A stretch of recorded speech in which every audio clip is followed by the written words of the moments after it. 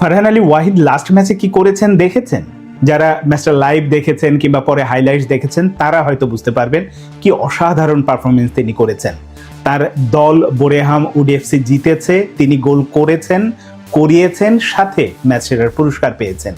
সবকিছু মিলে আজকে কথা বলার প্রসঙ্গ শুধুমাত্র ফারহান আলী ওয়াহিদ না, আমাদের কোচ টমাস ডুলি যে খানিকটা দুশ্চিন্তায় আছেন যে সেপ্টেম্বর অক্টোবর উইন্ডোতে আমরা যদি এশিয়ান কাপ খেলতে যাই, তার আগে ঘরোয়া লিগ এখনো শুরু হয়নি, খেলোয়াড়রা প্রতিযোগিতামূলক ম্যাচের মধ্যে নেই, তিনি খানিকটা দুশ্চিন্তায় আছে। কিন্তু আমার বলার জায়গাটা তার আসলে দুশ্চিন্তার অত বেশি করার দরকার নেই। মূল একাদশের প্লেয়ার বেশিরভাগই কিন্তু খেলার মধ্যে আছেন এবং দুর্দান্ত ফর্মে আছেন। সেটা নিয়ে বিস্তারিত বলবো, আশা করি শুনবেন।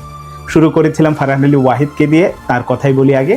তিনি হচ্ছে লেফট উইংয়ে খেলে। এই মুহূর্তে বাংলাদেশে আমার কাছে মনে হয়েছে যে হামজা চৌধুরীর পরে বেস্ট ইনক্লুশন হতে যাচ্ছে এই ফারহান আলী ওয়াহিদ। এইটা নিয়ে কোনো রকম কোনো সন্দেহ নেই। আমরা সেই ফুলহাম একাডেমি থেকে তাকে যেভাবে দেখেছি, এখন হয়তো তিনি লোনে গিয়ে খেলছেন বোরেহাম উড এফসিতে, কিন্তু তিনি কি মাপের খেলোয়াড়, কি ধরনের খেলোয়াড়, এইটা আমরা কম বেশি সময় জানি যারা তাকে অন্তত ফলো করি। এবং এই ম্যাচে যখন তিনি খেলেছেন, আজকে স্টার্টিং 11 থেকেই ছিলেন, দুর্দান্ত পারফরমেন্স করেছেন। শুধুমাত্র একটা গোল আর একটা অ্যাসিস্ট দিয়েই তাকে যে বিচার করা হচ্ছে ব্যাপারটা তা না। যারা ম্যাচটা দেখেছেন তারাই জানেন তার একেবারে নির্ধারিত যে পজিশনটা লেফট উইংয়ে অসাধারণ খেলেছেন শুরু থেকে শেষ পর্যন্ত।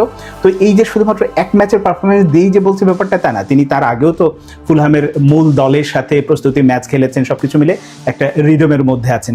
আগামীতে বোরেহাম উড এফসির যেসব ম্যাচগুলো আছে সেখানেও নিশ্চয়ই তিনি মূল একাদশে থাকবেন বা সাবস্টিটিউট হিসেবে থাকবেন, এটা পরের বিষয়। কিন্তু মূল যে বিষয়টা সেটা হচ্ছে যে তিনি যে রিদমে আছেন, এই রিদমটাকেই শুধুমাত্র বোরেহাম উড এফসি কাজে লাগাবে ব্যাপারটা তা না। তাকে হাতছানি দিয়ে ডাকছে হচ্ছে লাল সবুজ পতাকা, লাল সবুজ জার্সি। এই আগামী সেপ্টেম্বর অক্টোবর উইন্ডোতেই তিনি হয়তো বাংলাদেশের জার্সিতে তার অভিষেক হতে যাচ্ছে, সেটা এশিয়ান কাপ দিয়েই হয়তো হবে। এবং সেই জায়গাটাতেই তার বায়োমেট্রিক হয়ে গেছে, পাসপোর্টও হয়তো কয়েকদিনের মধ্যে পেয়ে যাবেন। তো এইরকম একজন ফর্মে থাকা খেলোয়াড় যখন দলের সাথে যুক্ত হচ্ছেন, তখন কিন্তু কোচ হিসেবে টমাস ডুলির একটা পজিশন নিয়ে দুশ্চিন্তার কোনো কারণ নেই, সেটা হচ্ছে লেফট উইংয়ে। এখন লেফট উইংয়ে তিনি তো আসছেনই, সাথে আমি ফাহমিদুলের কথা যদি বলি, ফাহিমের কথা যদি বলি, তারা তো আছেনই। তারা কাকে টপকিয়ে কে, মানে প্রতিযোগিতাটা আসলে এমনই হওয়া উচিত। ফারহান বেস্ট, তারপরে তার সাবস্টিটিউট হিসেবে যদি কেউ আসতে চায়, সেটা ফাহমিদুল আসবে না ফাহিম আসবে সেটা পরের বিষয়। কিন্তু এই যে একটা হেলদি কম্পিটিশন, এটাই হচ্ছে বাংলাদেশ ফুটবলের জন্য সবচেয়ে বড় সুখবর। এখন আমি তো লেফট উইংয়ের কথা বললাম, সেখান থেকে একটু মিডলে আসি, মানে লেফট উইং এবং রাইট উইংয়ের মাঝে আপনি যদি যাকে এখন ভাবা হচ্ছে বাংলাদেশ দলের সেন্টার ফরওয়ার্ড হিসেবে, জায়ান হাকিম, তিনিও কিন্তু দারুণ ফর্মে আছেন, বারোয়েলে খেলছেন এবং সেখানে সর্বশেষ 3 ম্যাচের 3টিতেই তিনি গোল করেছেন। এবং এই শুধুমাত্র গোল করার কারণে না, অনেকে বলবেন এটা নিচের দিকের লিগ, কিন্তু তিনি তো এক সময় কি বলবো বারমুদার হয়ে আসলে জাতীয় দলের হয়ে, বয়সভিত্তিক দলের হয়ে খেলেছেন, ওই অভিজ্ঞতাটাও তার আছে।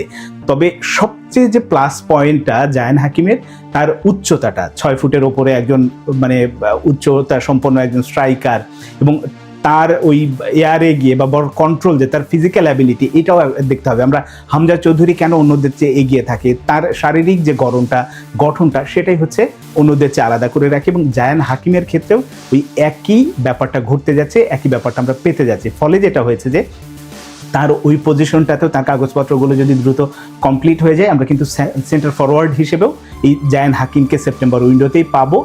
যদি তাকে না পাওয়া যায়, ট্রেভর ইসলাম তিনিও খেলার মধ্যে আছেন, তিনিও একজন জেনুইন স্ট্রাইকার। ফলে যেটা হয়েছে যে সেন্টার ফরওয়ার্ড হিসেবে, একজন স্ট্রাইকার হিসেবে এই দুশ্চিন্তাটাও টমাস ডুলির থাকছে না। এবার সেখান থেকে একটু ডান পাশে আছেন রাইট উইংয়ে এখন পর্যন্ত বাংলাদেশের যারা খেলছে, সেটা বংশোদ্ভূত প্লেয়ার বলি বা আমাদের লোকাল প্লেয়ার বলি, তাদের মধ্যে রাকিব বেস্ট, এই নিয়ে কোনো সন্দেহ নেই। হ্যাঁ, রাকিব হয়তো লোকাল লিগ এখন আমাদের শুরু হয়নি, তিনি খেলার মধ্যে নেই, তার অর্থ তিনি একেবারে বসে আছেন ব্যাপারটা তা না, তিনি অনুশীলনের মধ্যেই আছেন। এখন ম্যাচ উপযোগী করার জন্য একজন কোচ বা ফিটনেস ট্রেনার যারা আছেন, তারা যে কাজগুলো করবেন সেটা নিয়ে, মানে কাজ করার পরে তার যে অবস্থাটা দাঁড়াবে, তিনি ভালো প্লেয়ার, কোয়ালিটি প্লেয়ার, এই নিয়ে তো কোনো সন্দেহ নেই। ফলে যেটা হচ্ছে দেখেন, রাইট উইংয়ে রাকিব আছে, মিডলে যদি জায়ান হাকিমকে ধরি, পাশে হচ্ছে ফারহান আলী ওয়াহিদ আছে। এরপরে একটু যদি নিচের দিকে আসি, আমি মিডফিল্ড বা এই পজিশনটাতে আমাদের হামজা, তিনিও ম্যাচ খেলার মধ্যে আছেন, সমিত সোম তিনিও ম্যাচ খেলার মধ্যে আছেন। যদি আর এক পাশে আপনি একটু নিচের দিকের জায়ান আহমেদের কথা বলেন, তিনিও ম্যাচ খেলার মধ্যে আছেন। এই অবস্থায় এর সাথে আরও একজনকে আমি আলাদাভাবে যুক্ত করতে চাই, এই নামটা বাংলাদেশের ফুটবল থেকে অনেকটা কেমন যেন মিলিয়ে যাওয়ার মতো অবস্থা হচ্ছে, কিন্তু তাকে আসলে হারানো উচিত না। তিনি যে কোয়ালিটির প্লেয়ার, সান্ডারল্যান্ডের একাডেমি থেকে উঠে আসা, তিনি অনেক স্বপ্ন নিয়ে বাংলাদেশে আসলেন, বসুন্ধরা কিংসে খেললেন, তারপরেই হঠাৎ করে কেন জানি তাকে আমরা ভুলে যাচ্ছি। কিন্তু এই ভুলতে যাওয়াটা যে উচিত না, বা তাকে ভুলে যাওয়া যে তাকে কাজে লাগানো উচিত, এই ব্যাপারটা নিয়ে আরো সচেষ্ট হতে হবে। তিনি হচ্ছেন আর কেউ নন, কিউবা মিচেল, এবং তার ক্লাব, তিনি এখন খেলছেন হচ্ছে স্টার্টফোর্ড এফসিতে। এবং সেখানকার এই ম্যাচের আগে, লাস্ট ম্যাচে তো তিনি গোল করেছেন, তার আগে কিন্তু একটা ফটো কার্ড ব্যবহার করেছিল তার ক্লাব সোশ্যাল মিডিয়াতে, সেখানে বলেছিল বাংলাদেশের বেলিংহাম। এবং তিনি যে নিজেকে ওইভাবে তৈরি করছেন বা তৈরি হচ্ছেন, সেটা তো আমরা সর্বশেষ ম্যাচে দেখেছি।